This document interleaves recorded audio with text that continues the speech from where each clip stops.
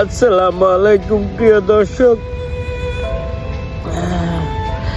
এই পৃথিবীতে একজন প্রবাসীর মতো দুঃখী আর কেউ হয় না। এর প্রমাণ আমি নিজে। আমি আমার মেয়েটাকে খুব মিস করছি। আপনারা আমার মেয়েটার জন্য দোয়া করবেন।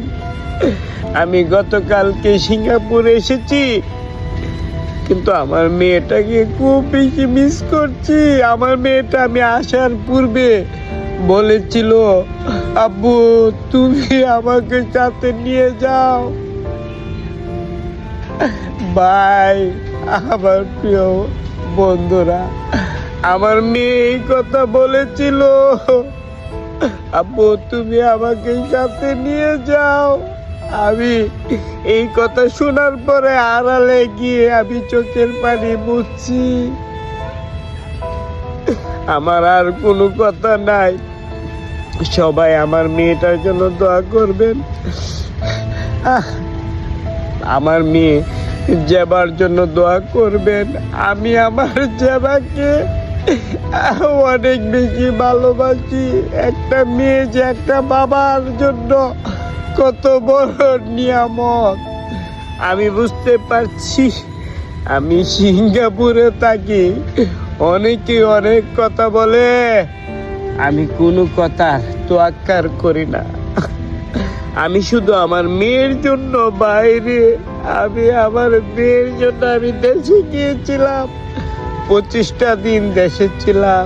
আমার মেয়েটা আমাকে এত বেশি ভালোবাসা দিয়েছে আমি কখনো বলতে পারবো না। আমার মেয়ে আমাকে বলে বাইরে, ও আল্লাহ, আব্বু তুমি যাইও না, তোমার আমি আদর করব, তোমাকে আমি খাওয়াবো।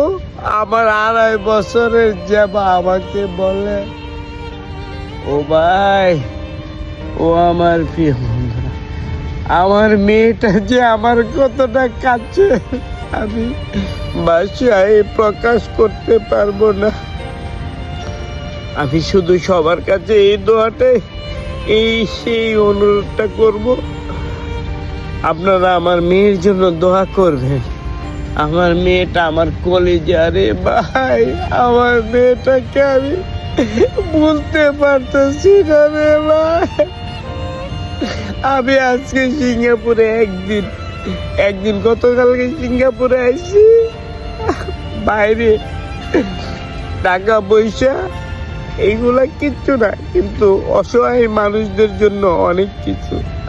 আমার তো ভাই কিচ্ছু নাই।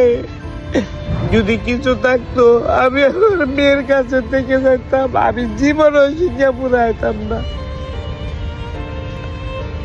আমি সবার কাছে দোয়া চাই আমার মেয়েটার জন্য, আমার জেবার জন্য। আমি সবার কাছে দোয়া চাই আমার জেবার জন্য মানুষের মতো মানুষ হয়। একজন বাবার কাছে একটা মেয়ে কত বড় নিয়ামত একমাত্র আমি বুঝতে পারছি রে ভাই।